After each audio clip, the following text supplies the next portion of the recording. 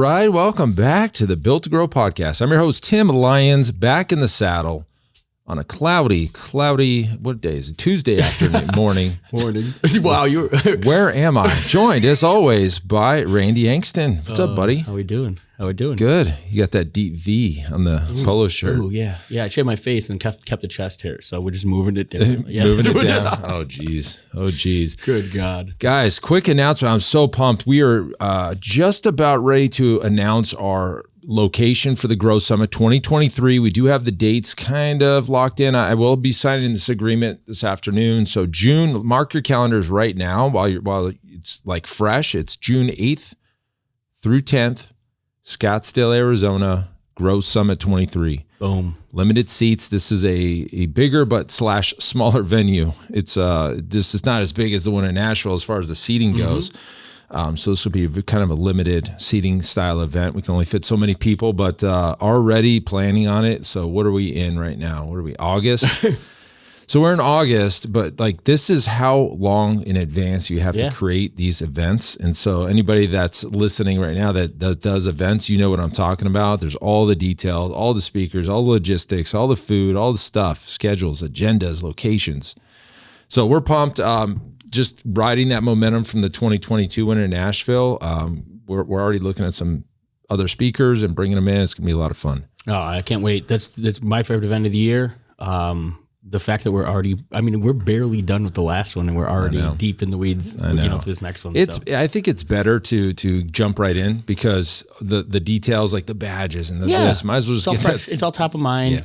Get that stuff. Like who was that vendor we used for that one thing? And we have to go back in email. You got to find it again. What was her name? Oh man. All right. So that's our quick announcement. This episode, guys, we're going to get a little bit into the entrepreneurial struggle. Spell that. Being in business now, 13 years. I kind of had a small business before the gym business. So it started when I was in about, 5th grade. There we go. Can't wait for this story. There's some good stories. So I think if you're an entrepreneur, it's kind of like in your DNA. There's things that you do. So actually, my first entrepreneurial game was in elementary school. It was in like 2nd grade. So I was in this ELP class, which is like extended learning program, and you would do things to get ice cream passes. Ooh. And I would negotiate more ice cream passes from the other kids, and I would trade like pencils and pens and stuff. Anyways, I would get stacks of ice cream passes, and then I would go sell them to the kids. Brokering ice cream. I was selling ice cream passes. Second to that, when I was in junior high, we would go by this store. It's called Osco Drug, and we would pick up like candy. We would get sprees and gobstoppers and things like that for 10 cents, and then I would turn them into 25 cents. Them? Yeah. Again, both illegal activities. Wildly. But I think if you're listening to that, you're like, yeah, that's kind of the way I am, right? And you start this business and you decide to put everything on the line. And when you get into at least the gym business, it's a lot different than deciding to do an online business. There's so much more overhead, so much more personal guarantees. You're on the line, and right, and so it's not that easy just to walk away from a physical location style business, like a restaurant or bar or gym or chiropractic office where you actually have a physical location. Whereas if you go online, hey, you just delete your account one day. Nobody knows anything. Yeah. Right? And so you're like in the spotlight, and you there's always this pressure on you. And right. And so not that gym owners or entrepreneurs are shy of the pressure, but sometimes the pressure starts to eat away and starts to, like beat you down a little bit. Yeah. And I think the earlier you're in in your first couple of years, the problems that happen in your business you've never faced before, and you start to not necessarily overreact, but you don't know how to react. And you start, little things become big things. And it's funny, some of the stuff that I was faced with back then, I look at now and it's like, man, that wasn't even a problem. Yeah. Like, this is a problem. Yeah. And so as you get further along, you start to build up tolerances, and I call them entrepreneurial scars. The little problems aren't so big anymore. Yeah. And you got past it last time. And then, the next time you face that same kind of situation, you lost a trainer, you had clients walk away from your business. It's not that big of a deal because you got over it last time and you start to build confidence. And it's like these little problems that you win start to build and they start to build. You start getting more confident and you start getting more confident. All of a sudden you get a win. And then you get another one, you get a string of wins, and all of a sudden the confidence grows, and then you start being like, man, I can actually do this. But when you're in the weeds and you're working on weekends and you're working late and you're on the computer and your employees that are they're employees. They don't have the same risk that you do. And they shouldn't care as much as you because that's just not... It's not their level of investment. Yeah, it's not their level of investment. And so it's like you start to kind of sometimes resent the employees. I know I did back in the early days. Like, why am I the only one that is doing anything right now? Everybody else is out partying or doing stuff, or they don't even care. They turn off their phone or whatever they do, and you start to resent the staff and the employees, and then you're like, well, why is it? And the thing that I think turned the tide for me is not caring, but more of like, hey, I can't expect them to have the same level of investment as I do. And as long as you understand that, and you don't go into every day like everybody needs to want this as bad as me, it gets a lot clearer. There's a bit about that. I mean, you've made choices and you've looked at the situation differently. You've taken ownership in certain ways. You've taken it off of other people who, I mean, maybe they shouldn't have to have that on. Like, is it the perception of you were placing it on there that it's never going to be there from the employee? So it is tough. But Malcolm Gladwell wrote he talked about the 10,000 hour rule, right? Like, to become a professional, you need 10,000 hours invested into something, and it kind of reminds me of the same thing. In riding or racing, we always use the term time in the seat or time in the saddle. Time in the saddle. Okay. It's how much time or energy, how many times you've done that, how many races you've done, how many practice laps you've put in. That's where confidence comes from. That's where the willingness or even the lack of stress, lack of anxiety, the lack of building up, a problem into something that it really isn't. Yeah.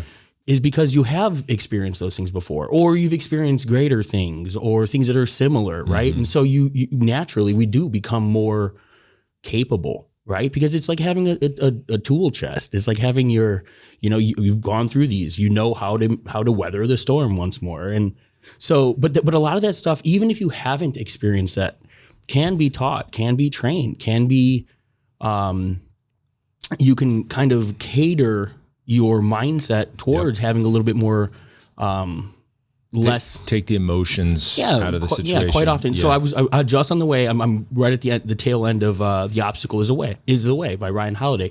Perfect conversation book for this conversation.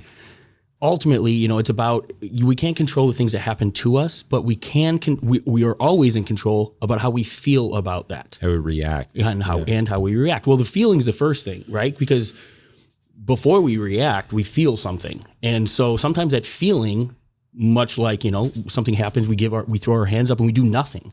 Well, inactivity is a choice in its own, right? Like, that is a decision and an action of itself. But that feeling that dictates the action that follows. And so if we build a little bit more mental fortitude, if we work on the expectation that shit's going to happen, adversity is going to hit us. We can expect as business owners that some fire is going to happen today and we have to put it out. Instead of just when those things happen and not knowing what to do or focusing on the problem, you understand the problem's there. Let's focus on the solutions. Let's seek solutions right away and then take action on one of them. Yeah. That's when that stress and the worry and the fear and all this stuff starts to mitigate. And so practicing those types of things, literally putting yourself in situations where you're responding instead of reacting. Something happens, you think about it. How do I want to feel? What are my options? Let's go address this, right? Now I'm in control. Yeah. And it's not my emotions steering the ship. And that is a 10,000 hour type of deal. Oh yeah. You've got to experience some of that stuff. And I think in this day and age with the social media and all these people out there showing all of their successes, only their successes. Only you can start to look at that and be like, man, how come I can't be the only one that isn't succeeding right now? Like, how come all these guys are doing all these great things? I don't know what the numbers are, but like you hear people talk about, like 10% of that's even accurate, right? Like you just throwing round numbers. Like what you're seeing online is what people want you to see. Yeah, exactly. They're literally choosing their highlight reel. I just saw somebody say that today. Yeah. Social media is a highlight reel. Right. That's it. Nobody's very rarely and once in a while you'll see, a post of somebody just being real and genuine and transparent. But even that, I'm sure, has intention, right? Like it's let me be the empathetic, soft, the transparent guy. Yeah. Now I'm playing victim over here. Or what? Like, real post. Hashtag real post. Oh yeah, exactly. So really, this episode, guys, is to kind of help you understand that you're not alone. You're not the only one that faces this kind of stuff, and that sometimes it takes getting punched in the face a few times for you to get over it and move on. And those things that come up in the future aren't going to be near as hard, and you'll get over those too. And I'm a big, we're big fans of having a support group or people that are in that, the realm that you play in. Even if it's not the fitness industry, find other entrepreneurs who understand some of the scars that you're taking. Just yesterday I had a call with a mutual or a friend of mine who's part of my coaching program. He's another performance coach, and he works with, professional athletes. We were talking business back and forth, and it was amazing, like in our conversation, how we were laughing. We're like, these guys are literally the best athletes in the entire world, and yet they struggle with the same things that everyday regular people are struggling with. And everybody, we have to seek out the same solutions. Like, that's the funny thing is, it's like, it's not rocket science. We can do this. The support system is what I was going to, seek out a coach, seek out your tribe, find your group that's going to help you, because it really sucks when you do feel on your own and you don't know what to do and you don't know, who to ask the questions to. There's no path for, successful business and entrepreneurial journey. So, but others have done it. And so lean on them, find that group, because that will definitely help weather the storm. You might as well segue right into the iron circle. That's the whole reason. The conversations that are had in that group are amazing, right? So a lot of it's wins, just like social media. There's some highlight reels, but every so often, and it's not that infrequent, that somebody will drop a bomb. Like we got our buddy Jeff, right? Yeah.